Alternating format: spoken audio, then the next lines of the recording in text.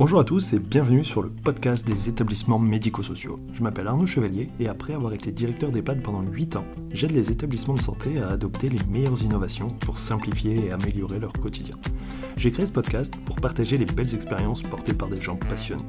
Avant de commencer, si vous appréciez ce podcast, vous pouvez vous abonner pour ne rater aucun épisode et encore mieux, mettre une note 5 étoiles sur Apple Podcast et le partager à vos collègues. Sur ce, bon épisode. Bonjour à tous, aujourd'hui je discute pour la deuxième fois sur ce podcast avec Pascal Ségaud, qui est directeur d'EHPAD. Euh, Est-ce qu'on peut dire connu, reconnu à travers les réseaux sociaux? Je pense que maintenant oui, hein. Donc on avait fait un premier épisode en février 2023, on est donc un peu plus de 2 ans plus tard. Le sujet initialement, c'était de parler de la salle de bal que tu voulais ouvrir, pour lequel tu étais à la recherche de financement, pour Mhm. lequel au niveau communication, déjà, ça passait pas inaperçu, tu avais fait des photos, tout ça, les images à Paris, tout ça, qui était vraiment à la fois très fun et puis vraiment qui accrochait vraiment le regard et qui suscitait l'intérêt. Et puis ensemble, on avait pas mal dévié sur la dimension management, sur comment on dirige un EHPAD, sur la vision du directeur. T'avais... Moi, ce que j'avais vraiment apprécié, c'est qu'il y avait eu beaucoup d'idées, un peu un peu en mode punchline en fait, sur vraiment des idées importantes, des choses simples, efficaces. Tu avais partagé des outils, notamment Mhm. comment tu mesures la fatigue de l'équipe, notamment avant le week-end, pour savoir qui tu peux rappeler s'il y a un problème pour venir bosser et remplacer. Donc voilà, on était déjà aussi dans une dimension qualité de vie au travail, hein, et la vraie Mhm. qualité de vie au travail, le fait que parfois on a besoin de couper, on a besoin de ne pas être rappelé parce que ça met une pression. Et voilà, ça paraît tellement évident. Et pourtant, dans beaucoup d'établissements, on a cette problématique, hein, pour les équipes. Et du coup, tu partageais l'outil que tu avais mis en place et c'était super intéressant. Donc voilà, c'était pour repositionner un petit peu le contexte, on va dire, de l'épisode 1, qui a été l'épisode le plus écouté, 2 fois de suite. Mhm. Tu vois, je pensais à un truc quand j'ai envie de faire de l'audience. C'est comme TF1, tu vois, tu sors La Grande Vadrouille, Bienvenue chez les Ch'tis, un truc Ouais, comme voilà. ça. Moi, je sors un coup de Pascal Ségo et c'est reparti, tu vois. Et je sais que c'est bon, tout le monde est là. Donc c'est super cool de faire un deuxième épisode. Ce que je te propose dans un premier temps, pour ceux éventuellement qui n'étaient pas là la première fois ou qui ont pas écouté le premier épisode, c'est peut-être de te représenter. Ok Arnaud, merci. Bon, j'ai un peu la pression parce qu'il faut faire mieux forcément que le précédent, pour le coup. Bon, ce dont je suis sûr, c'est que je vais y arriver. Je doute absolument pas de ça. Donc, Non je suis plus. Pascal Ségaud, je dirige un EHPAD associatif depuis 7 ans maintenant. Ça fera 7 ans exactement le 1er mai que je suis dans cette structure. C'est un EHPAD, mais également un EEPA qui accueille des personnes handicapées vieillissantes et un SIAD. Au total, 113 places donc pour cet établissement associatif qui existe depuis 2009. Une soixantaine de professionnels en CDI. Au total, lorsque l'on compte les professionnels en CDI et en CDD, on est 88, hein, avec les contrats pro également, les contrats civiques et ainsi de suite. J'ai une formation initiale d'éducateur spécialisé. Ensuite, j'ai fait une licence en gestion des ressources humaines. À l'heure actuelle, c'est vraiment ce qui me sert le plus comme outil pour savoir justement comment accompagner les équipes, manager l'équipe pour aller vers plus de qualité. J'ai fait un master en gestion des établissements de santé et j'ai fait la fameuse école de Rennes. J'ai passé le CAFDES, voilà, qui m'a été extrêmement utile, notamment sur tous les aspects relatifs à la gestion budgétaire et comptable de l'établissement, parce qu'à la base, je suis éduc, hein. Donc, comme tout éduc, je ne sais pas compter, je dépense. Donc voilà, il me fallait bien un CAFDES pour quand même savoir gérer les choses. Pour devenir un bon gestionnaire. Exactement. Ça marche. Juste, je rebondis sur un truc. Tu as dit que tu as une formation basée sur les ressources humaines. Oui. En termes de vision, c'est quoi pour toi gérer les ressources humaines? Alors, Question piège, hein, bien sûr. oui, alors pas forcément. Pour moi, gérer les ressources humaines, c'est la base et c'est la priorité. parce que c'est ce qui va déterminer en fait tout le reste. C'est ce qui va déterminer la bonne santé financière de la structure, financière et budgétaire de la structure. C'est ce qui va déterminer le bon accompagnement des personnes dont on est responsable, que ce soit à domicile ou dans l'établissement. Pourquoi est-ce que c'est important d'apprendre la GRH et notamment le management? Tout simplement pour ne pas reproduire en fait les erreurs du passé. Tout Mhm. simplement. Pourquoi? Parce que quand j'ai pris la direction de l'EHPAD, je m'étais rendu compte que eh bien, les professionnels étaient sur le champ lexical de l'organisation scientifique du travail lorsqu'ils parlaient. Je vais te donner un exemple. Souvent, les professionnels au sein de l'EHPAD disent on enchaîne les toilettes, on bosse à la chaîne, c'est trop cadencé. Typiquement, là, on est sur le champ lexical, en fait, de l'organisation scientifique du travail, euh, c'est-à-dire une organisation un peu trop, j'y reviens, cadencée, organisée, hiérarchisée, qui laisse tout compte fait trop peu de place à la latitude dans Ouais. l'exercice du travail. En fait, Et une ça m'a usine. oui, exactement, c'est l'usine. Alors pour le coup, beaucoup de soignants d'ailleurs disent c'est l'usine, y compris à l'hôpital, y compris à domicile. Et ça m'a tout de suite interpellé. Pourquoi? Parce qu'en ayant justement une connaissance de l'histoire du management et des différentes organisations, je me dis, bah, tiens, comment est-ce qu'on a répondu à cette problématique-là au début du XXe siècle? En créant ce que l'on appelle l'école des relations humaines en management, qui justement vise à accompagner les professionnels différemment en prenant en compte certaines particularités comme les besoins des professionnels, la génération à laquelle appartient le professionnel, leurs attentes à l'égard du travail, leur rapport au travail. Et tout ceci, qui peut paraître très théorique, on peut en fait facilement le retraduire en actes sur le terrain pour, tout compte fait, réduire l'absentéisme et réduire le turnover. Ok, alors ma question piège, je reviens là-dessus, c'est que justement souvent on entend ressources humaines Mmh, à travers un angle très juridique. Est-ce que mon contrat il est bien écrit? Est-ce que j'ai bien des procédures, des fiches de poste et tout ça, tu vois? Et oui, du coup, ce que tu nous dis là-dedans, c'est vraiment le, la question de la relation humaine et du management. Et que la oui. ressource humaine, c'est d'abord du management avant d'être cet aspect plutôt réglementaire et plutôt juridique. Oui, tout à fait, d'autant plus qu'on a tendance à rajouter du juridique sur le juridique. On aime bien en fait complexifier nos organisations. Ce qui est par exemple de plus en plus à la mode, c'est de confier à un directeur 2 EHPAD ou 3 EHPAD, par exemple. C'est-à-dire que l'on est de plus en plus dans l'administration de la gestion en fait des ressources humaines, alors que moi je parle volontairement en fait d'accompagnement des ressources humaines, d'accompagnement des personnels, en partant du principe que la première des qualités du manager, c'est sa capacité à être présent sur le terrain. Accompagner les équipes, c'est pas être loin des équipes, justement, et ce n'est pas mettre entre les équipes et les managers, justement, des procédures, de la paperasse, des contrats, et tout ce genre de choses qui, tout compte fait, ne fait rien d'autre qu'éloigner, pour le coup, les dirigeants de leurs équipes. Ça, et où on va perdre le sens et où on perd le contact et on perd le sens de où on va, quoi. Ou autant Oui, à l'usine, quand tu mets des boulons ou que voilà, ou qu'on fait du conditionnement de tout ce qu'on veut, finalement, voilà, il y a un truc à faire, ça paraît assez logique et tout ça. Là, on est plutôt dans un métier qui est l'accompagnement de personnes, basé, comme on le dit toujours, sur l'humain. mm. Et du coup, euh, bah, on peut pas se permettre en fait d'être dans une cadence répétitive et de perdre le sens. Et c'est là où il faut se souvenir de pourquoi on le fait et que c'est pas tant pour enchaîner les tâches, pour faire les tâches, mais c'est pour vraiment viser l'accompagnement positif de la personne, quoi. Alors, Arnaud, même à l'usine, en fait. C'est ça d'ailleurs qui est intéressant. C'est-à-dire que on va reprendre en fait cet exemple, cette expérience qui avait été menée par Elton Mayo au début du XXe siècle. Elton Mayo, ça a été celui qui a été à l'origine du courant des relations humaines en management et qui, dans une usine d'électricité, de construction justement de composants électriques, il avait mené plusieurs expériences et il avait fait le choix, par exemple, d'isoler un groupe d'ouvrières qui justement travaillait à la chaîne pour justement dénoncer les dérives de l'organisation scientifique du travail.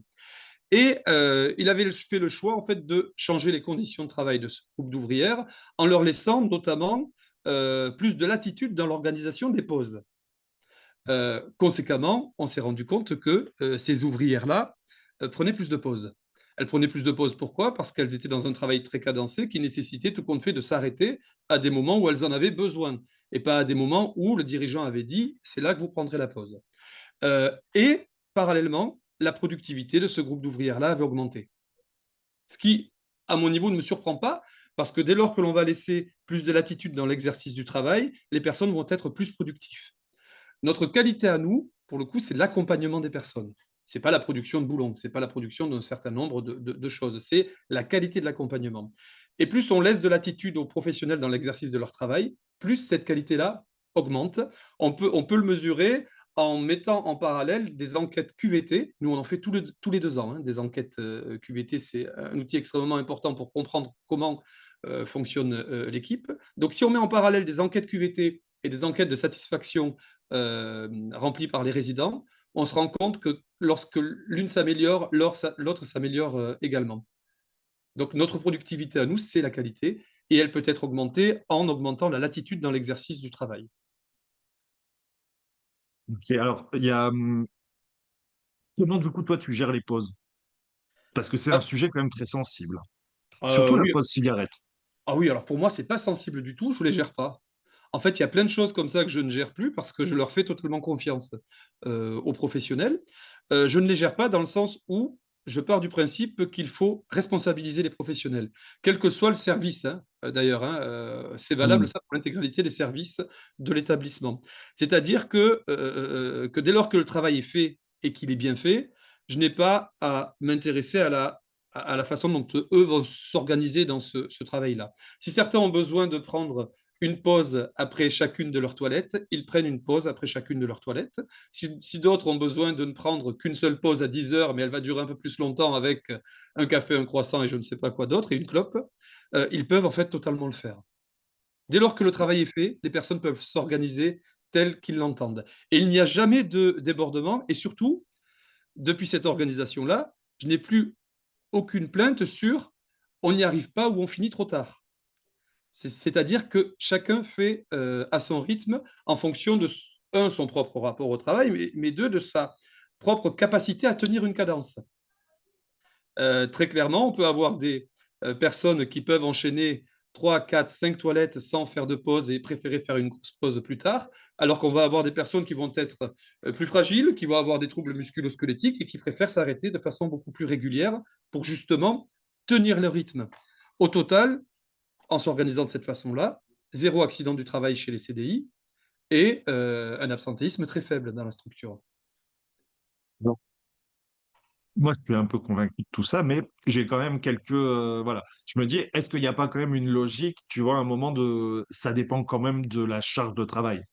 Tu vois, est-ce que tu as une idée? Vous êtes en moyenne sur à peu près, quand, sur une répartition, en fait, par exemple, le matin, si on parle des toilettes, c'est à peu près combien d'AS par résident? Oui. Alors, Plutôt nous, combien de on est, résidents par AS? bien sûr. Alors, la charge de travail, elle est très élevée. On a un GMP donc à 793, c'est-à-dire un niveau Ouais. de dépendance en fait très élevé dans l'EHPAD, et un PMP également très élevé. Je ne sais pas s'il est pas à 275. En tout cas, on a un GMPS qui se rapproche de celui d'un USLD. Donc, au Ouais. total, en fait, il y a des gros besoins en soins et un gros niveau de dépendance dans l'EHPAD. Et les aides-soignantes sont 6 pour 62 tous les matins. D'accord. Donc une pour 10. Ouais, une pour 10. Le soir, elles sont 4 pour 62. Le week-end, le budget alloué me permet d'en avoir 4 les matins Ah pour ouais. les 62. Donc, en effet, c'est très cadencé. On peut reprendre justement ce terme-là. C'est très cadencé. La charge de travail, elle est très importante pour nos Ouais. soignants. Et avec un niveau de dépendance chaud. C'est vrai que là, vous êtes sur une fourchette haute et Mhm. peut-être au niveau du ratio plutôt, on va dire, dans la moyenne. Pour moi, on est en général entre 8 et 12 en fonction des établissements. 10, c'est plutôt la moyenne. Par contre, 4 le week-end, Oui. ça amène à une question de répartition du travail entre semaine et week-end. On peut pas faire la même chose. Mhm. Il peut poser question, mais bon, c'est un autre sujet. Ok, donc il y a cette question-là. Est-ce que, parce que du coup, c'est un deuxième sujet sur lequel je pense, un sujet très très important, à partir du moment où tu responsabilises et tu autonomises, Mhm. comment tu gères aussi la question planning, pointage, heure de début, heure de fin? Est-ce que tu Alors, mets de la souplesse là-dedans aussi? Ah, énormément. En fait, le planning, c'est la base, en fait, j'ai envie de te dire, de tout. C'est-à-dire que, pourquoi? Parce que l'on a des collègues qui ont besoin de trouver un équilibre vie pro, vie perso. On a des collègues qui ont besoin d'avoir un rythme qui leur permette de récupérer justement pour pouvoir travailler dans de bonnes conditions. On a d'autres collègues qui ont envie et besoin d'avoir des week-ends à rallonge parce que ben voilà, ils aiment bien partir en week-end et ainsi de suite. On se rend compte qu'on a des demandes et des attentes très différentes en fonction de la génération à laquelle appartient le collègue. Le planning, alors, donc j'y reviens, c'est la base. Et donc, c'est l'aspect sur lequel on travaille en premier lorsque l'on arrive dans une structure. En tout cas, c'est comme ça que je bosse. En déterminant, en mettant en place certains outils qui nous permettent justement de trouver cet équilibre vie pro, vie perso. Je vais te donner un exemple d'outil. Le jour de repos fixe. Tous les salariés dans l'établissement ont un jour de repos fixe. Le jour de repos fixe, c'est le jour où les salariés ne travaillent jamais. Et ils le choisissent eux-mêmes. Ça peut paraître un peu complexe à mettre en place et tout compte fait, c'est assez simple. Chaque année, on donne à chaque salarié une fiche de souhait sur laquelle ils écrivent, eh bien tiens, je ne souhaite jamais travailler le mardi ou le mercredi ou le jeudi. Contrairement à ce que l'on pourrait imaginer, tous les salariés ne souhaitent pas le mercredi. Alors que l'on pourrait se dire d'emblée, on ne va pas réussir à le gérer parce que toutes les jeunes mamans, notamment, vont demander le mercredi. Non, en fait, tout le monde ne demande pas le mercredi. On a même plein de mamans très, très égoïstes qui veulent des jours pour elles. Et, et elles ont bien Et raison. on les comprend. Voilà, et on les comprend.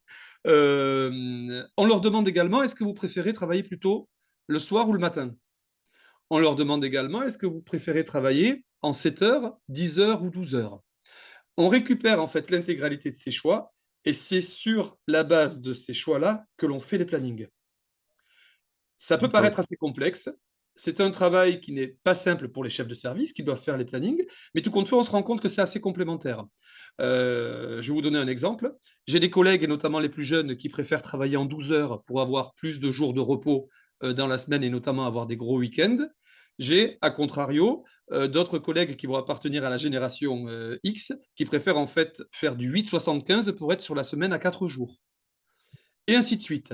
Et dès lors que l'on a dans un établissement, dans une équipe, plus de 4 personnes, on peut en fait faire du planning à la carte. En dessous de 4 personnes, c'est un peu plus compliqué, quand même, pour des questions évidentes de nécessité de service. Mais dès lors que l'on a plus de 4 personnes sur une équipe, ce qui est souvent le cas en EHPAD, parce que l'on a souvent de très grosses équipes en EHPAD, on peut faire donc du planning à la carte. Un planning qui est ensuite très très stable. Pourquoi? Parce qu'étant donné que leurs horaires conviennent bien aux professionnels, ils les changent assez peu. Il y a assez peu d'absentéisme. Tous les plannings sont faits par exemple sur 2 semaines. Pourquoi? Parce qu'on travaille le week-end. Donc en moyenne, on travaille un week-end sur deux. Donc ils sont faits sur 2 semaines et non plus sur 4, 6 ou 8 semaines, par exemple. Donc un collègue qui travaille le lundi matin, la semaine suivante retravaillera le lundi matin automatiquement. Il n'y a même pas de roulement en fait sur les journées de façon à ce que chacun puisse facilement se repérer et organiser si ce fameux équilibre vie pro, vie perso qui est très cher notamment à la génération Y, qui sera dans quelques années la génération majoritaire au sein de l'EHPAD. Elle représentera 70% de l'effectif de l'EHPAD en 2030, par exemple. Et le souhait premier de cette génération-là, c'est de trouver l'équilibre vie pro, vie perso. Donc s'il n'y a pas un gros boulot qui est fait alors par l'ensemble des structures, par l'hôpital et ainsi de suite sur les plannings, en partant du principe que les plannings doivent s'adapter aux attentes des professionnels, eh bien on continuera à avoir un gros turnover dans les structures. Moi, ce qui très clairement a tué mon turnover, c'est l'adaptation des plannings. Le turnover est passé de 24% à 5% l'année de la mise en place du projet managérial où l'on a mis en place en fait ces nouveaux plannings. Et l'année dernière, mon turnover était de 6,21% par exemple. Donc il est très stable depuis 7 ans maintenant, Ouais. grâce à cette organisation-là qui est une grosse organisation en amont, la première année où on la met en place, mais qui ensuite ne bouge quasiment plus. Pourquoi? Parce que tout le monde a trouvé son équilibre. Et donc on ne nous demande pas pardon, de refaire, en fait, remouliner les plannings chaque année. Je comprends. Donc, c'est Euh, quelque chose qui fonctionne très, très bien. Parce que, du coup, si je comprends bien, du coup, en gros, chacun a son planning avec un roulement sur 2 semaines, C'est qui ça. du coup se répercute tout le temps, ce qui permet d'avoir son, voilà, le week-end sur deux classique, voilà. Et du coup, enfin, les équipes vont se côtoyer. Il va y avoir des gens en 10 heures, en 12 heures, en 8 heures. C'est ça. Et par contre, tous les jours, c'est à peu près autant de personnes. Et quand tu dis 4 personnes, c'est pour faire en gros équipe contre équipe, 2-2. Oui, c'est C'est ça. ça, C'est-à-dire qu'on par va avoir des type de collègues planning. qui vont quasiment jamais travailler ensemble parce que tout le monde ne tourne pas sur toutes les plages horaires. Par Ouais. exemple, ceux qui travaillent le week-end, qui font samedi matin, dimanche matin, eh bien, le week-end dans 15 jours referont samedi matin, dimanche matin. Ils ne vont pas tourner sur le soir. Et le soir, on Mhm. va avoir les collègues qui auront coché dans leur fiche de souhait, je préfère travailler le soir plutôt que le matin. Parce que ben, j'aime faire des grasses mat ou parce que la charge de travail est moins importante le soir que le matin, et Mhm. donc je supporte mieux la charge de travail du soir que celle du matin. Et quand on Ouais, pose ces questions-là aux équipes, c'est assez surprenant, mais contrairement à ce que l'on imagine aussi, on a plein de collègues qui préfèrent travailler le soir plutôt que le matin. Alors que ouais, l'on pourrait ouais. imaginer l'inverse. On pourrait se dire tout le monde a envie de faire 7-14 pour être libéré à 14 heures. Ben, en fait, non, c'est pas toujours le cas.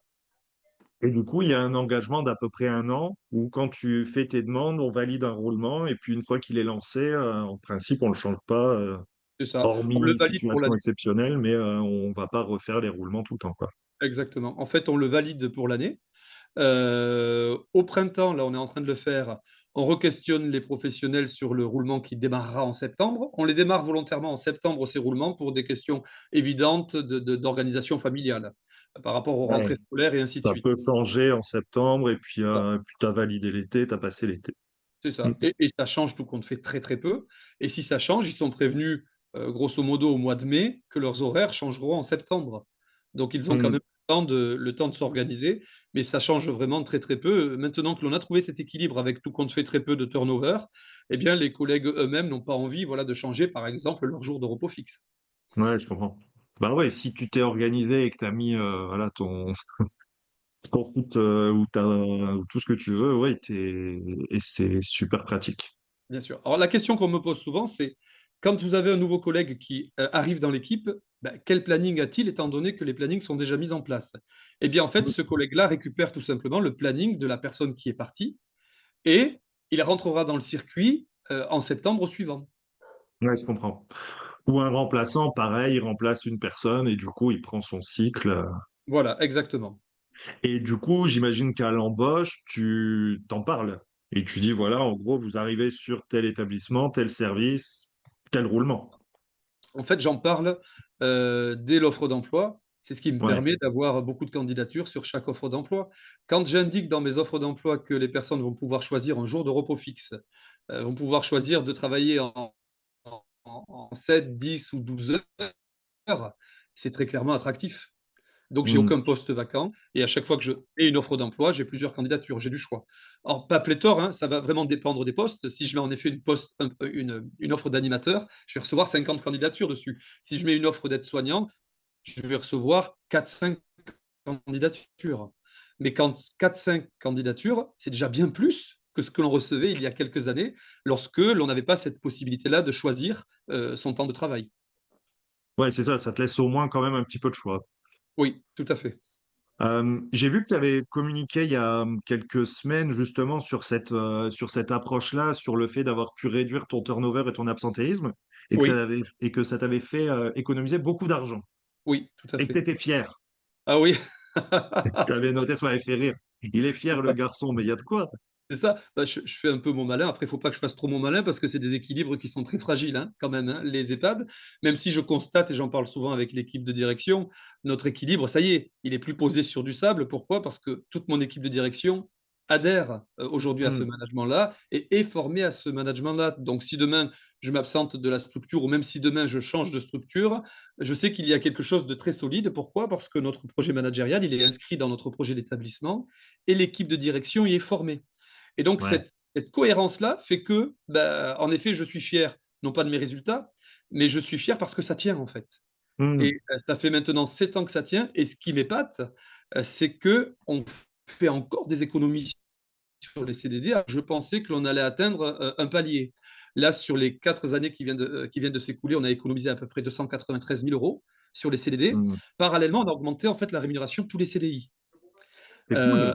Parce que oui, c'était ma question de qu'est-ce que t'en fais? Parce que moi, je me dis, tu vois, les établissements, depuis le Covid, même avant, en fait, il y a toujours eu ce côté-là où tu écoutes le directeur d'EHPAD, il te dit, j'ai pas de sous. Oui, Ce qui est vrai, mais un peu faux, parce qu'il y a oui, quand même des sous. Mais du coup, ils sont pris dans plein d'obligations, plein de trucs qui ne permettent pas de faire ce qu'on a envie. Et faire ce qu'on a envie, ce serait, moi, je sais pas, ce que j'aurais envie, tu vois, par exemple, c'est bah, valoriser un peu plus les métiers pour lesquels tu te dis, c'est quand même abusé le salaire, et puis aussi, bah, investir dans des projets sympas. En bien sûr. termes de, bah, pour les résidents, tu vois, ça peut être salle de bal en EHPAD, mais autre chose, tu vois, Bien investir, sûr, construire, je sais pas, faire des sorties, des trucs de fou, en fait, des bien trucs sûr. super cool pour tout le monde. Bah, alors déjà, si des financeurs m'écoutent, je tiens à dire que je n'ai pas de sous, hein, bien entendu. Oui, Non, ce que je veux dire par là, c'est que faire 293 ou 296 euros, 93 000, pardon, euros d'économie sur les CDD, c'est pas faire 293 000 euros d'excédent, hein. C'est-à-dire qu'en effet, ils sont déjà réinvestis dans justement le taux d'encadrement. Je te disais que l'on avait 4 TP en fait d'alloués les week-ends le matin, ouais, 4 soignants pour les 60. On est passé à 5 justement. ouais. Du coup, Grâce tu as à pu ça. réinvestir Oui, là-dessus. Et j'imagine que c'est aussi beaucoup moins de d'absentéisme, d'accidents de travail. Alors, tu as dit qu'il y en avait déjà plus, mais oui, même en niveau de prévention et d'accompagnement des résidents.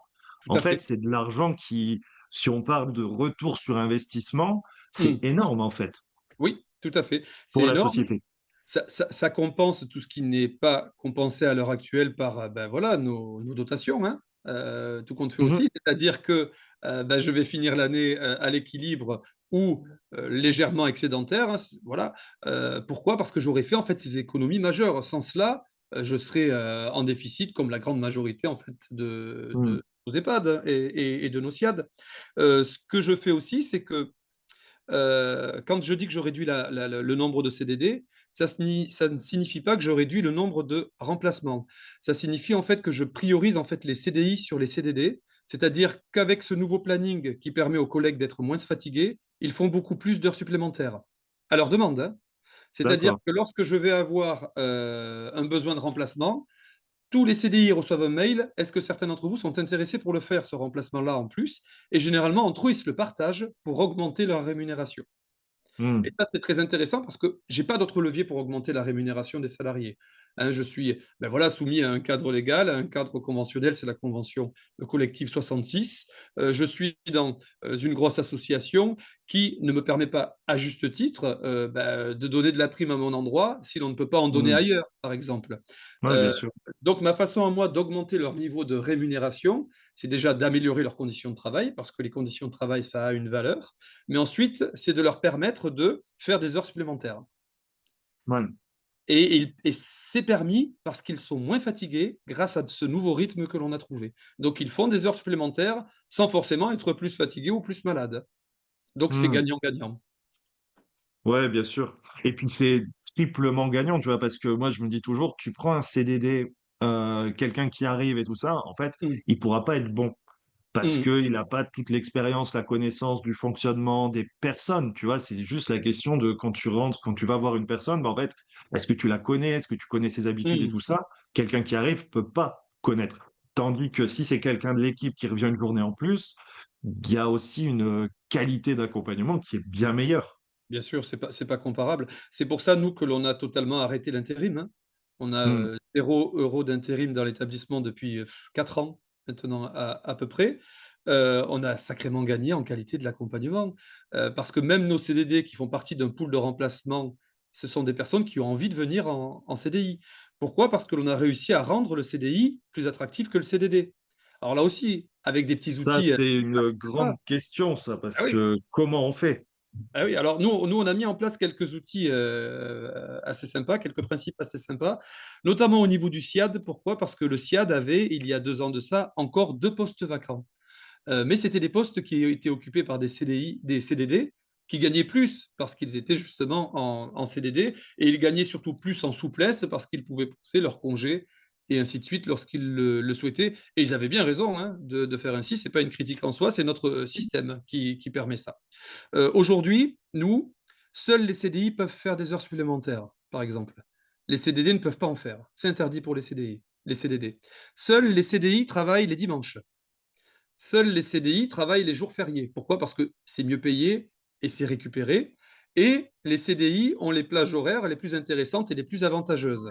Donc, ils ont des plages horaires plus avantageuses. Donc, je vais te donner l'exemple du SIAD. Sur le SIAD, on a encore 2 tournées en horaire coupé. Ouais. Petit à petit, on réduit en fait ces horaires coupés. Initialement, on avait 5 tournées en horaire coupé. Aujourd'hui, on n'en a plus que 2. L'objectif, c'est de n'en avoir plus qu'une seule. Pourquoi? Parce qu'on a quand même des besoins le soir pour certains habitants qui ne peuvent pas être compensés par d'autres personnes que le SIAD. Et lorsqu'un CDD vient dans l'établissement, vient dans le SIAD, il aura forcément les horaires coupés. En fait, les horaires continus sont réservés qu'aux CDI dans la structure. Et en fait, toutes ces décisions-là, donc les heures supplémentaires, le travail sur les jours mieux payés, les plages horaires les plus avantageuses, ça a rendu le CDI plus attractif que le CDD. Et ça a tué dans l'œuf tous les ressentis que les CDI pouvaient avoir à l'égard des CDD.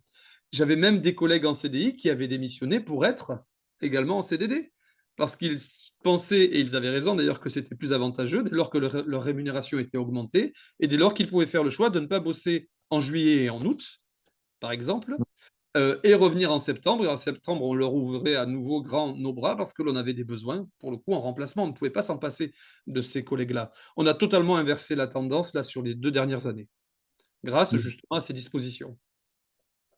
Ok. Ouais, parce que ça, c'est un vrai sujet, hein, les CDI. Alors, j'ai l'impression que ça revient un tout petit peu, mais il y a eu vraiment là une période très creuse pour lesquelles, en fait, il Oui, n'y avait pas de professionnels et où, en fait, bah, l'établissement était obligé d'accepter presque tout oui, parce que sinon, il a personne, en fait. Et du coup, s'il veut avoir exactement. une continuité, si je veux juste avoir une équipe, ben, il est obligé de faire énormément de concessions. Et la problématique des concessions, c'est surtout l'injustice qui en résulte par rapport aux personnes qui sont là depuis longtemps, en fait. Exactement, exactement.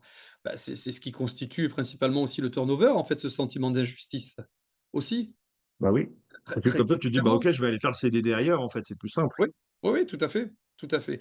Il faut savoir que lorsqu'il y a un taux d'absentéisme assez important avec un taux de rotation des CDD aussi extrêmement important, comme par hasard, eh ben, il y a un taux d'accident du travail plus important dans ces structures-là. Il y a un niveau d'insatisfaction des habitants plus élevé dans ces structures-là et ainsi de suite. Hmm. Donc j'y reviens, hein, l'outil principal en fait qui stabilise une équipe, c'est le planning. Et à partir de là, tout s'améliore, y compris le recours au CDD qui diminue considérablement. Nous, il continue à diminuer.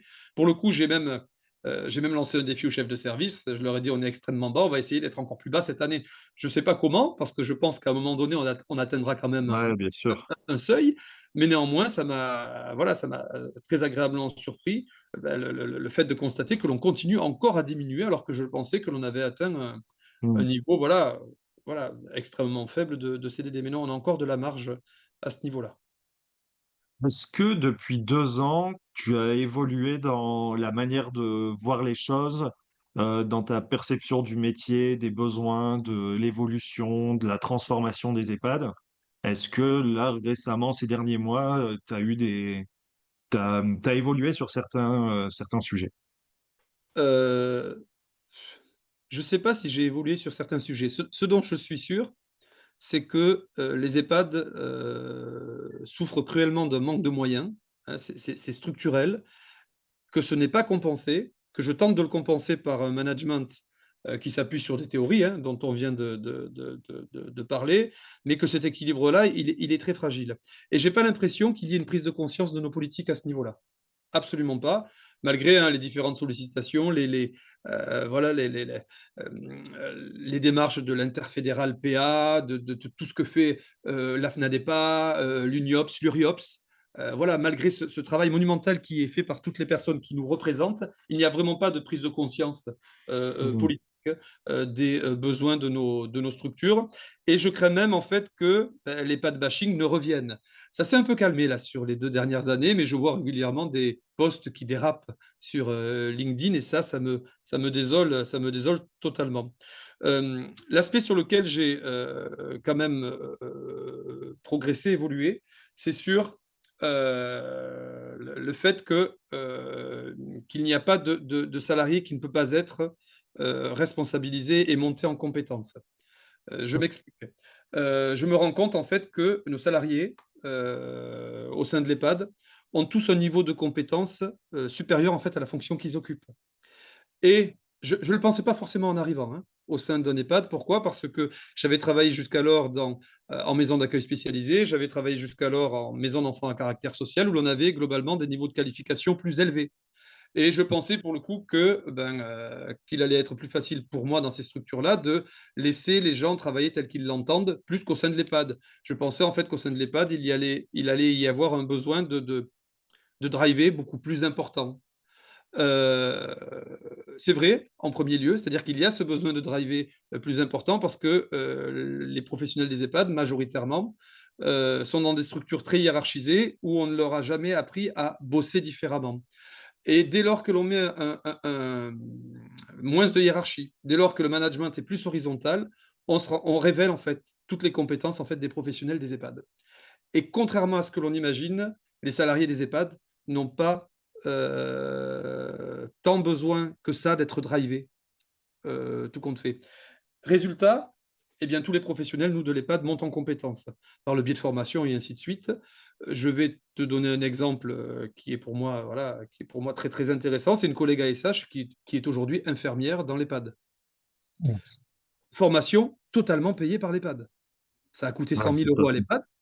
Euh, ça, j'ai pas été en difficulté ces années-là où j'ai financé cette formation. Pourquoi? Parce que je faisais des économies sur les CDD qui me permettaient d'investir dans le capital humain. Mais ce dont je me rends compte, c'est qu'il y a à ce niveau-là, dans chacun de nos EHPAD, une marge de progression énorme, Ouais. absolument énorme. Et donc, je vois aujourd'hui en fait les EHPAD totalement différemment. Et j'ai un regard sur nos professionnels extrêmement valorisant. Je ne sais pas si j'arrive à me faire comprendre, si j'arrive à être clair en expliquant ça, parce que ce n'est pas facile à expliquer. Mais la majorité de nos professionnels d'EHPAD ont plus de compétences que ce qu'on leur attribue, ce que l'on Non, mais je pense. vois l'idée, hein. Je vois l'idée. Souvent, en fait, la fiche de poste aide-soignante, elle est restrictive. Et Ouais. comme tu le dis, il y a cette notion de cadence. Et puis, il y a aussi certainement le fait qu'on leur a jamais vraiment posé la question. Tu vois, c'est ce côté très descendant, même sur le soin, où en fait, tu as le médecin qui a dit que, juste tu fais, et puis il t'écrit que tu l'as fait dans les transmissions. En fait, c'est tout. Et tu vois, cette ouverture à, on amène le problème plutôt qu'une réponse qui, en plus, vient peut-être d'un peu trop loin et qui est pas bonne. C'est plus Hmm. amenons le problème et on se dit, bah, OK, qu'est-ce que vous proposez? Qu'est-ce qu'on fait, en fait? C'est bien cet exemple du médecin parce que ça nous renvoie le fait en fait que nos structures sont beaucoup trop hiérarchisées. On peut Hmm. comparer par exemple un EHPAD à une maison d'accueil spécialisée. Une aide-soignante dans une maison d'accueil spécialisée, elle va travailler sous la responsabilité d'une chef de service ou Hmm. d'un chef de service, puis du ou de la directrice, du directeur ou de la directrice. Bon. En EHPAD, l'aide-soignante, elle va être sous la responsabilité technique de l'IDE ou de l'IDEC. On va rajouter à cela le ou la cadre de santé. On va rajouter à cela le médecin. On va rajouter à cela le directeur. Au total, on rajoute en fait deux strates hiérarchiques au-dessus de l'aide-soignante. Ça, c'est aux antipodes de la fameuse latitude que l'on doit laisser pour le coup à chacun dans l'exercice de son travail. Ouais. Nos EHPAD, en fait, sont d'inspiration sanitaire, sont beaucoup trop hiérarchisés à l'heure actuelle pour révéler tout compte fait le potentiel de nos soignants, pour le révéler totalement. Et très clairement, une aide-soignante en maison d'accueil spécialisée aura plus de latitude dans l'exercice de son travail, prendra plus de responsabilités et se révélera donc davantage qu'une aide-soignante en EHPAD. Et c'est la même chose hein, pour les collègues ASH et ainsi de suite. C'est exactement la même chose. Moi, ça, j'ai tenté de l'atténuer en ne recrutant pas de cadre de santé, par exemple, dans l'EHPAD. Il y a des chefs de service, comme dans le médico-social, mais il n'y a pas de cadre de santé. Je pars du principe aussi que le médecin ou l'infirmier ne sait pas manager des équipes parce qu'il est médecin ou infirmier.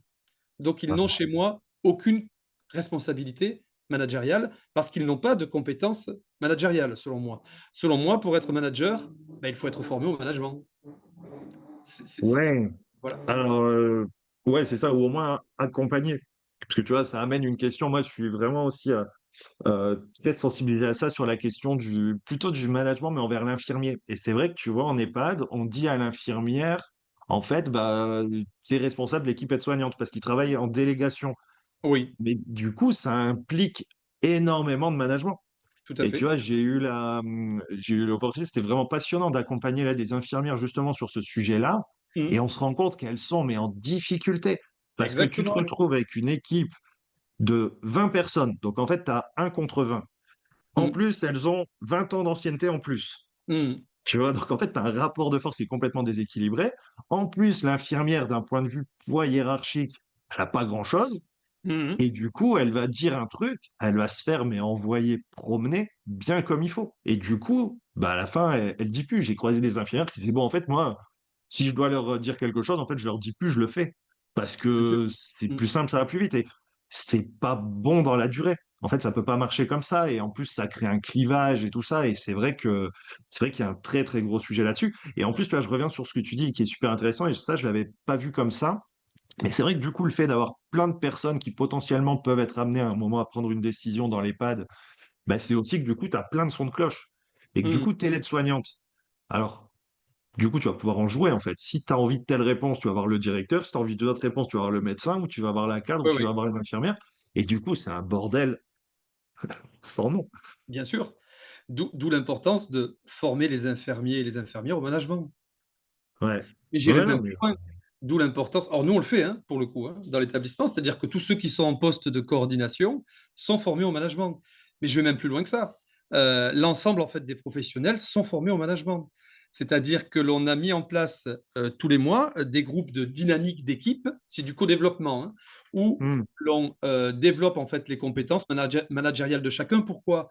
Pour qu'ils sachent eux-mêmes réguler leurs conflits, leurs relations hmm, professionnelles ou interpersonnelles, pour qu'ils sachent eux-mêmes se coordonner. Les infirmiers, si on ne les forme pas à l'animation de réunions, ils peuvent être mis en difficulté dans l'animation justement d'une réunion. Contrairement à ce carrément. qu'on pense, le management, c'est pas inné en fait. Ça s'apprend. Hein. Les Hmm. techniques de régulation des conflits, en fait, ça s'apprend. Les techniques d'animation de réunion, voilà, ça s'apprend aussi. Et c'est pour ça que former tous les coordinateurs, en plus de tous les cadres, au management, pour moi, c'est essentiel. Mais de surcroît, former l'intégralité des salariés au management aussi, c'est essentiel. Pourquoi? Parce que les nouvelles générations aspirent à un management totalement horizontal. Hmm. Ils n'ont pas envie d'avoir un chef qui leur dit quoi faire ou comment faire. Ils ont envie d'avoir un chef qui, d'ailleurs plus forcément un chef, mais un responsable, qui réfléchit avec eux, qui dit oui, en effet, je me suis trompé, quel est votre point de vue? Ils ont envie d'être dans quelque chose de beaucoup moins ascendant, pour le coup. Et Ouais, bien pour sûr. être dans une discussion comme ça, presque d'égal à égal sur les aspects relationnels, eh bien, monter nos équipes en compétences sur les questions managériales, c'est réellement un plus. Ça crée un très très bon équilibre et en fait, ça donne un très bon, c'est ce qui donne un bon climat social dans l'établissement. Non, mais c'est clair, c'est clair. Moi, là-dessus, tu vois, j'ai quelques exemples, justement, c'est marrant parce que tu dis animation de réunion infirmier. Mm, Euh, un exemple concret dans un établissement où j'explique, tu vois, en plus, c'est simple, hein, c'est quelques trucs, les réunions. C'est on commence à l'heure, on fait bien circuler la parole, on fait en sorte que tout le mm, monde parle, on s'écoute, on machin et tout. Et surtout, à la fin, on clôture et on boucle et on mm, s'arrête, tu vois. Et ça, il me disait, mais ça a changé leur vie au niveau transmission, quand au lieu de durer 30 minutes, parce que tu as 15 minutes où à la fin on sait plus quoi dire, on tourne en rond, on rajoute des conneries, enfin tu vois, et oui, alors oui. que tu as la moitié qui a envie de partir et qui en peut plus, c'est un moment l'infirmier qui est capable de dire, OK, on a épuisé l'ordre du jour, on a fait le tour, est-ce Mm, qu'il y a des questions, est-ce qu'il y a des points qu'on a oubliés? Non, OK, merci, au revoir, bon après-midi. Tu vois, et mm, là, du coup, c'est bon, tout le monde se lève et on s'en va et c'est fini. Tu vois. Et bien sûr, ça, c'est tout con, mais juste sur tu vois, l'irritant que ça peut être d'avoir un truc qui dure pour rien, ça énerve tout le monde, quoi. Et il y bien a sûr, plein de détails comme ça qui font que oui, tu changes la qualité de vie au travail parce qu'on est dans un environnement qui est beaucoup plus cool et puis même aussi respectueux, quoi. bien sûr, Après, sur les conflits, la communication, le pas prendre pour soi, tout ça, enfin bref, il y a bien sûr, mille choses à voir. bien sûr, oui, oui, tout à fait.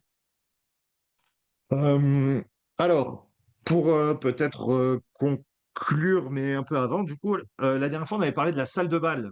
Oui, Il me semble que c'est bon, vous avez oui, abouti, oui. financement et tout ça. Oui. Qu'est-ce que ça donne? Est-ce que tu peux nous en dire deux mots? Bien sûr. Alors, la salle de bal, donc c'était un projet de collecte de fonds pour aménager notre réfectoire et le transformer en salle de bal. On avait besoin de 40 000 euros. On a récolté un peu plus de 47 000 euros. Donc, c'est Bien vraiment un joué. projet ouais, qui a très, très bien fonctionné. Donc, on a renouvelé tout notre mobilier, on a des lustres qui sont magnifiques, on a une super sono, et on organise donc une fois par mois un thé dansant ouvert donc sur la commune. Le prochain d'ailleurs, c'est demain. Voilà. Ok. Demain, il y a le thé dansant. On est ravis, on attend tous ça avec impatience parce que ben, les habitants en fait se régalent, quoi, hein. C'est vraiment un temps très festif où l'on se met sur son 31, où l'on va boire un coup, le plus souvent du champagne, hein, d'ailleurs, à l'occasion des thés dansants, où on va avoir des goûters améliorés et ainsi de suite. Mais c'est surtout un moment où, dans la relation avec le soignant ou avec la SH ou avec le directeur, eh ben, on est dans une relation de proximité totalement différente de ce que l'on connaît habituellement. Ça a totalement d'ailleurs décoincé en fait les relations aussi entre les habitants et les professionnels de la structure. Donc c'est vraiment une affaire qui marche, hein, c'était dansant. La seule difficulté que j'ai, c'est lorsque l'on est en période comme ça, un peu d'épidémie, ben voilà, le risque c'est d'avoir un cluster derrière. Donc il m'est arrivé lorsque l'on était dans des périodes un peu compliquées où il y avait beaucoup de, voilà, de Covid ou de grippe qui circulait, en fait de ne pas l'ouvrir à l'extérieur, Ouais. voire de l'annuler. Mais régulièrement, enfin, quand ça arrive, les habitants reviennent rapidement vers moi en disant, voilà, c'est quand le prochain? Et on Ouais. voit que c'est quelque chose qui est attendu. Bah ouais.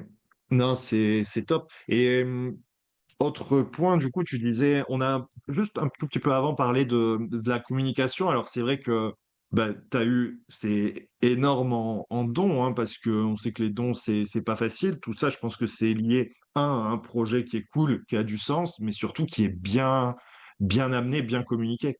Mmh, Tu vois, et de la même manière, je pense que toute ton approche autour des recrutements et tout ça, mmh, je veux dire, tu as pu créer et constituer une visibilité qui mmh. derrière est un atout, un vrai atout pour l'établissement. Tu vois, en termes de recrutement, voilà, même pour tout projet que tu voudrais mettre en place. Quel conseil tu pourrais donner pour un directeur qui se dit, bon, moi, je fais plein de trucs, mais c'est dans mon coin, je voudrais pouvoir partager, pouvoir transmettre, communiquer aussi. Quel conseil tu pourrais donner? Alors, déjà sur la communication que l'on met en place, déjà on se montre tel que nous sommes. C'est un établissement en effet qui fonctionne bien, où les relations entre les habitants et les professionnels sont bonnes, spontanées. On rigole beaucoup entre nous et c'est ce que l'on souhaite montrer justement à travers notre communication. C'est ce qui nous aide le plus, c'est-à-dire qu'il y a une grosse adéquation entre nos valeurs et ce que je communique justement à l'extérieur. S'il y avait un décalage entre les deux, ça me reviendrait rapidement en boomerang, parce que les Ouais. gens se renseignent pour le coup. Hmm. Et même des demandes régulières de visite de l'établissement, ce que je ne fais quasiment jamais parce que c'est le lieu de vie des personnes ici, c'est leur maison. Voilà, donc c'est pas la maison témoin, quoi. C'est pas Hmm. l'EHPAD témoin. Mais plusieurs personnes en fait souhaitent vérifier si ce que je dis est vrai. Donc vraiment, voilà, il faut tout d'abord donc qu'il n'y ait pas de décalage entre ce que l'on communique et la réalité Hmm. de la structure. Et c'est là où les choses sont assez faciles pour moi, étant donné que j'ai la chance de diriger maintenant un établissement qui fonctionne bien. Je peux en fait spontanément communiquer régulièrement sur tout. Je sais que, j'y reviens, ce n'est pas posé sur du sable. C'est-à-dire que ça pourra Hmm. être vérifié derrière sans aucune difficulté. Pour tout te dire, je vais d'ailleurs avoir la chance d'avoir le magazine Direction qui va venir faire un reportage dans la structure dans une quinzaine de jours à peu près, en fait, Cool. en avril. Ils m'ont demandé s'ils pouvaient librement interviewer les habitants, les salariés et ainsi de suite. Bien entendu, sans aucun souci. Tout le monde est libre en tant que journaliste. On a eu France 2 d'ailleurs qui est venu il y a 2 mois de ça. Tout le monde est libre en tant que journaliste de circuler dans la structure parce que je sais que c'est une structure qui fonctionne aujourd'hui bien. Donc le préalable à toute communication, c'est ça. C'est réussir justement à avoir ben voilà, un établissement qui tourne. Qui tourne. Sans quoi ça peut vous revenir en boomerang, hein, très, Le très côté clairement. authentique, non? Je pense que c'est ça aussi Oui, la c'est clé ça. sur les réseaux sociaux. Oui, ah oui, très clairement, le côté authentique, le côté, oui, c'est vraiment essentiel. Le côté spontané Ouais. aussi, c'est-à-dire que contrairement à ce que l'on pourrait imaginer, mes premiers posts qui ont buzzé, il n'y a pas d'autre terme, hein, je pense à cette offre d'emploi qui a fait plus de 2 millions de vues, où je recherchais un animateur, on l'a faite comme ça un dimanche soir à la volée Hmm. extrêmement spontanément, sans trop réfléchir à, pour le coup, ce que j'écrivais. En fait, j'écrivais réellement la façon dont les choses étaient organisées dans la structure, avec une Hmm. photo faite avec un animateur et 3 habitantes de l'EHPAD qui avaient envie, pour le coup, voilà, de participer à ce jeu-là. Voilà. La clé, par contre, pour la collecte de dons, c'est c'est le fait de le faire sur la continuité, comment dire? C'est-à-dire que c'est pas un appel à des dons une fois. C'est-à-dire que tous les mois, j'y retournais. Je sollicitais régulièrement les donateurs, notamment les entreprises. Je communiquais en fait en filigrane comme ça sur cette campagne. J'ai communiqué pendant une année complète en fait sur cette campagne, en organisant des événements sur lesquels je communiquais aussi, en allant à Paris et ainsi de suite. Pourquoi Paris? Parce que je savais que le ministre allait remettre des prix au trophée du magazine Direction en décembre. Ah ben, c'était l'occasion pour le coup d'aller le croiser pour lui remettre les affiches de la campagne et ainsi de suite. Voilà. Donc l'idée, c'est de communiquer en fait de façon régulière en fait sur l'événement parce que les dons, ils ont vraiment été perlés en fait sur l'ensemble de l'année. Il y en a eu pas mal qui sont arrivés en décembre. On avait lancé cette campagne-là, c'était sur le mois de décembre. Pas mal était arrivé sur le premier mois. Ensuite, ça a été très perlé. Ça a été sur le dernier mois de décembre de l'année N+1 où l'on a pu bien compléter les choses. Si on avait fait une action uniquement sur un mois, on n'aurait pas eu la moitié de la somme que l'on a récoltée là. Donc, oui, non, bien sûr. Authenticité, régularité. Il faut Oui, se dire que ça monte progressivement et oui, ça c'est se ça. travaille. C'est ça, il ne faut pas se décourager, ça demande beaucoup d'énergie et des actions comme ça, voilà, ponctuelles mais un peu fortes. On organisait par exemple des thés dansants le samedi avant Noël dans une grande galerie marchande. Et donc là, Ok. avec tous les habitants de l'EHPAD, on va dans cette galerie marchande, on s'entend avec le directeur de l'hypermarché, on organise un thé dansant dans la galerie marchande et c'est les habitants de l'EHPAD qui vont faire danser les clients. Et on est avec notre urne comme ça et on récolte des fonds de cette façon-là. Et là, en l'espace de moins d'une heure, on récolte pas loin de 1 000 € quand même, hein. Impressionnant, ouais. Donc, c'est Après, des actions ponctuelles qui font c'est plaisir. c'est malin, c'est ambitieux parce que tu te dis, et puis ouais, c'est créatif, mais c'est super. Oui, et puis ça démystifie l'EHPAD, c'est-à-dire que ça change En l'image de l'EHPAD, plus, très clairement. Parce que ouais. plein de personnes aussi ne donnent pas, je m'en suis rendu compte, parce qu'ils n'étaient pas sûrs qu'ils allaient faire le bon don à la bonne personne. Avec toutes ces périodes d'EHPAD batching que l'on a connues et traversées, on ne veut surtout pas financer une structure qui serait maltraitante et on ne veut surtout pas être associé à un lieu de prise en Hmm, soin qui n'est pas bon, quoi. Tu vois, ouais. et d'où la difficulté en fait pour un EHPAD de recueillir des dons. On a une image tellement dégradée à l'heure actuelle que personne ne veut être associé à cette image-là. Quand je dis personne, c'est même les grosses entreprises et ainsi de suite. J'ai eu beaucoup plus de dons de particuliers que d'entreprises. Alors que ma cible initiale, c'était des entreprises et notamment nos fournisseurs Ouais. au niveau de l'EHPAD. Eh bien, j'ai eu plus de dons, tout compte fait de particuliers. Ouais, c'est fou. Oui, c'est fou. Euh, Tu passes combien de temps à peu près? Sur une semaine, sur un mois, Sur quoi? en moyenne? Sur la Sur communication? l'addition, communication, plutôt réseau, du coup. Plutôt réseau? Alors, allez, par mois, je vais te dire par mois parce que j'y vais pas du tout toutes les semaines. Par mois, 2 heures par mois à peu près. Ouais, donc c'est raisonnable. Oui, c'est vrai, oui, c'est ça, c'est raisonnable. C'est Euh, jouable. ce qui me demande du temps, en fait, c'est de répondre à toutes les sollicitations aujourd'hui. J'ai tous les jours en fait des messages sur LinkedIn. Alors soit des demandes de stage, soit des fournisseurs qui veulent voilà me vendre quelque chose, soit des personnes qui s'intéressent à l'organisation ou au management mis en place. Hmm. Voilà, j'ai énormément de sollicitations, donc ça me prend du temps presque tous les jours d'aller répondre aux messages hein, pour le coup. Et j'ai d'ailleurs souvent du retard. Il faut bien que je compte ouais, facilement 20 minutes par jour pour répondre à ces messages-là, parce Ouais. que je réponds encore à tout le monde. Je me questionne vraiment sur ma possibilité de continuer à répondre à tout le monde comme ça, tout le temps. Mais je continue à l'heure actuelle à le faire. Je pense que je dois ça aux personnes qui m'écrivent. Mais vraiment, faire un post, ça me prend grosso modo 1 heure, un peu moins d'une heure. Et donc, je vais le faire une ou deux fois par mois, quoi. Ouais. Ouais, parce que tu es rodé sur le style, la méthode, et surtout, tu disais, tu t'appuies sur des choses qui se sont passées, qui sont récentes, et du coup, tu as Oui, ton inspiration qui vient comme ça sur, tiens, il y a un sujet, ben, je vais le travailler, je vais en parler, enfin, juste, je vais en parler, quoi. oui, Et c'est tout vrai à que fait. c'est ce côté-là qu'on aime bien des réseaux, le côté C'est ça. simple, partage, authentique, plutôt que parfois même un peu trop travaillé, où on va se dire, ouais, bon. Et oui. En tout cas, c'est ce qui a renforcé l'attractivité de la structure, hein. Ce qui est à l'origine de l'attractivité de la structure, c'est la qualité de vie au travail. Il ne faut pas se mentir. Hmm. Mais si on ne communique pas sur sa qualité de vie au travail, on n'est quand même pas attractif. On a une Ben oui, parce qu'on n'existe pas, en fait. oh, Enfin, bah tu vois, oui, tu... Et si, dans on l'esprit des décline gens. dans la pire des images que l'on puisse avoir des EHPAD. Le problème, il est Hmm. là. C'est-à-dire que dès lors qu'un EHPAD met une offre d'emploi, parce que c'est un EHPAD, on va pas forcément y aller. Ou on Hmm. va y aller parce qu'on trouve pas autre chose.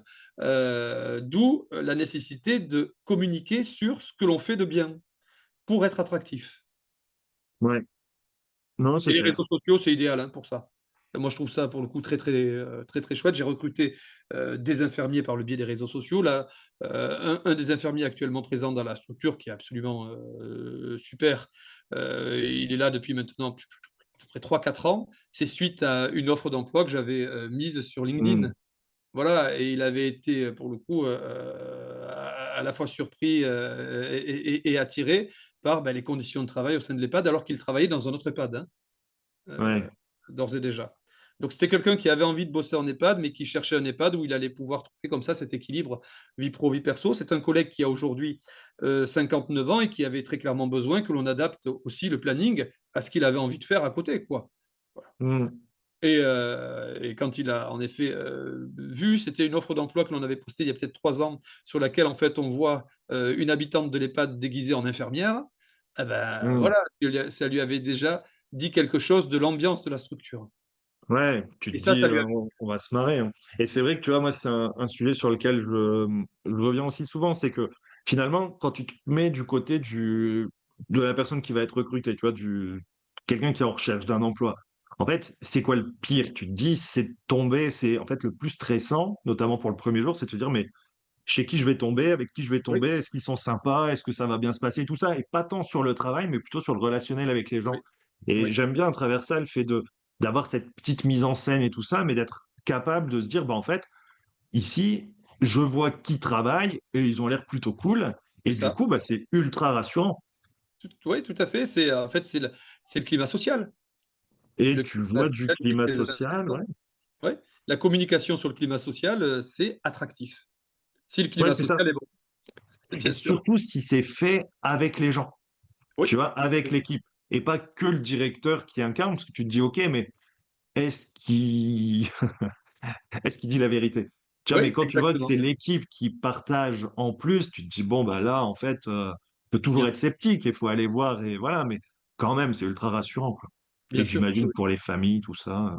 Ça a bien un sûr. impact famille, parce que LinkedIn, tu vois, déjà, je me dis, infirmier, aide-soignant, est-ce que LinkedIn, c'est vraiment leur truc, tu vois? Est-ce que c'est pas plus du Facebook, d'Instagram et tout ça? Est-ce que tu Pour, vas les chercher sur TikTok aussi? alors oui, alors j'ai pas encore trop de succès sur TikTok parce que je pense Ah que j'ai pas mince. trop comprendre l'algorithme, quoi. Mais ce qui fonctionne en fait, c'est lorsque dans une offre d'emploi, j'indique que l'on peut candidater via TikTok et je mets le lien de mon compte TikTok pour le coup. J'ai vu, c'est très drôle. Et ça, pour le coup, en fait, ça dit aussi quelque chose de mon rapport aux nouvelles générations, que je trouve absolument génial, hein, dans l'exercice du travail en EHPAD. D'ailleurs, les personnes âgées adorent les tout jeunes dans Ouais. la structure, et notamment leur spontanéité et leur transparence. Et lorsque dans une offre d'emploi, j'indique que un jeune peut postuler via TikTok sans même me transmettre son CV, ça dit quelque chose en fait du management que j'ai mis en place, tout Oui, simplement. c'est ça, tu te dis ici, tiens, c'est cool, c'est différent, on va bien se marrer. Voilà. On va surtout avoir un autre rapport au travail, à l'employeur, au chef, et ainsi de suite. Il faut Ouais. savoir que la majorité des jeunes rejettent le modèle actuel de l'entreprise, hein. Il n'y a que 19% des jeunes, si on prend la dernière enquête BVA, qui ambitionnent des évolutions professionnelles dans une entreprise. Que 19%. Alors que les générations précédentes, et notamment la génération X, qui était qualifiée de génération carriériste, dont je fais partie, souhaitaient rentrer dans une boîte pour progresser. C'est absolument plus ce rapport-là que les jeunes ont au monde du travail, hein. Non, l'idée, c'est, tu te dis, tu veux évoluer, bah, t'iras voir ailleurs. Et c'est le jeu, et... C'est ça. Non, c'est sûr. Ou, c'est ça, ou ils ne veulent pas forcément évoluer. Tu vois, Ouais. ils veulent pas forcément évoluer. Eux, ils veulent vraiment une fluidité entre la vie perso et la vie pro. Même pas l'équilibre que recherche la fameuse Hmm. génération Y. Eux, ils veulent vraiment de la fluidité entre les deux. Ouais, le côté, je fais un peu comme je veux, quoi. Je suis... Ouais, c'est-à-dire surtout, que ça ait du Pas sens, être bloqué. se réaliser personnellement au travail, ne pas subir le travail, mais le choisir. Hmm. Ça, c'est vraiment quelque chose qui est essentiel pour eux, d'autant plus que l'on est sur des métiers où ils trouveront facilement un job ailleurs si ça leur convient pas Hmm. ici. Ils n'ont pas les mêmes attentes matérielles ou ils ne sont pas coincés matériellement tel que moi je peux l'être avec un crédit et ainsi de suite. Donc ils n'ont pas non plus forcément les mêmes besoins matériels que les générations précédentes. Et donc c'est une génération qui, bah, pour la capter, bah, sera très attachée au sens que l'on mettra à travers le travail. Tu disais tout à l'heure, il faut que ce soit fun. Voilà, il faut qu'on leur laisse la possibilité d'être tels qu'ils sont dans l'exercice de leur travail, sans posture aucune. Ouais. Ça, Non, je c'est vois ce que tu veux extrêmement dire. important pour eux. C'est, en fait, ouais, c'est McDo qui a tout compris. Il faut leur Oui, dire, venez comme vous êtes, et c'est ça. puis ça va se faire. C'est exactement ça. Et cette idée-là, ce concept-là, il faut se rappeler qu'il n'est pas nouveau quand même, hein. Ce concept, pour le coup, de l'adaptation du management aux nouvelles générations, c'est McGregor qui l'a mis en place dans les années 40-50 dans la fameuse école des relations humaines en management. Ça a toujours existé. Ouais, bah Et, oui. et j'ai l'impression aujourd'hui que soit c'est nié, soit c'est pas connu, d'où l'importance pour moi, j'y reviens, de former en fait les managers au management, très clairement, très clairement. Ok. Pour conclure, alors, si on veut en savoir plus, bon, on a bien compris que c'est LinkedIn, mais pas Mm. trop parce que il y a beaucoup de demandes. Ah ben, pour en savoir plus, alors je fais à peu près 3-4 fois par an des séminaires ou des colloques. Maintenant, je les indique en fait sur LinkedIn. Là, Ouais. j'étais invité par la NFH là, en avril. Et donc, ben, je demande pour le coup à ces organismes-là si eh bien, ces séminaires sont ouverts, si les personnes peuvent s'y inscrire, si les gens de l'extérieur peuvent s'y Mm. inscrire et ainsi de suite, pour pouvoir justement ben, à ce moment-là échanger avec moi.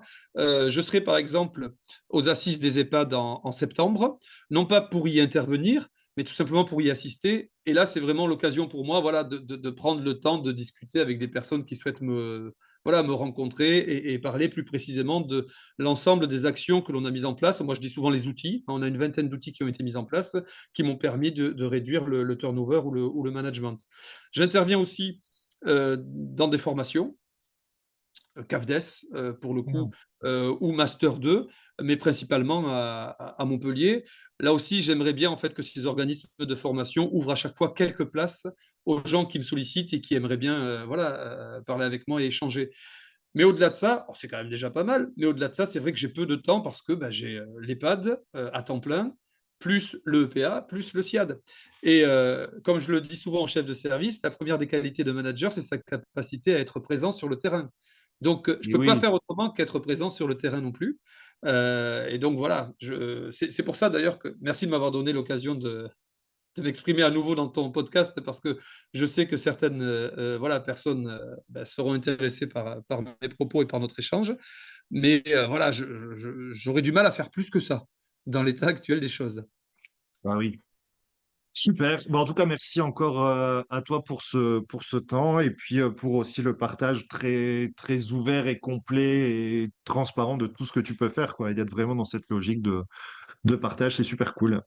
Avec plaisir. Merci à toi, Arnaud. À bientôt. À bientôt. Merci d'avoir écouté l'épisode jusqu'au bout, j'espère que le sujet vous a plu et qu'il vous inspirera.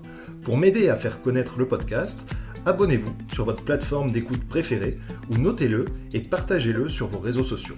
N'hésitez pas à me contacter sur LinkedIn pour toute remarque ou proposition de sujet. Bonne journée et à bientôt sur le podcast des établissements médico-sociaux.